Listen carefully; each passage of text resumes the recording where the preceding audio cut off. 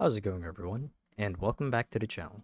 So in today's video, I'll be teaching you guys how to properly deposit money to your Visa card account. So without further ado, let's dive right in.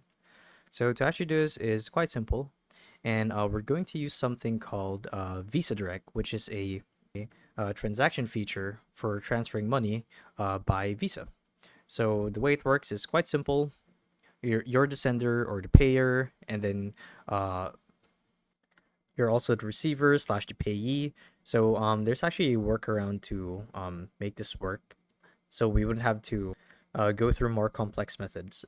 So the way it works is using the funds transfer API. This is the built-in plugin on the Visa app. This also works if you guys go to their website and log in your account from there and basically use Visa Direct to transfer money. So the funds transfer API contains 6 operations that all have a similar structure. Pull funds from a single Visa account, pull funds from multiple Visa accounts, and then push them or send them to another account.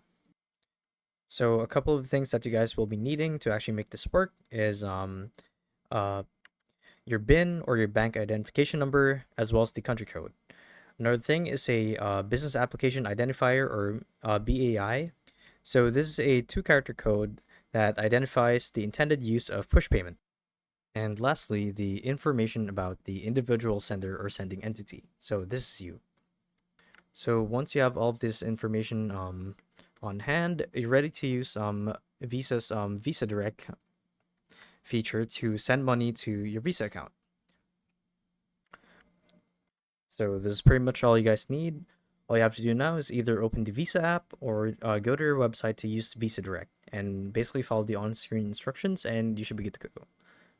So hopefully this video helped you guys out, and if it did, be sure to let us know down in the comment section below. And if you guys want to see more videos like these, we do have a YouTube channel where we do guides like these daily, so if you want to show your support that, you can do so by subscribing to the channel.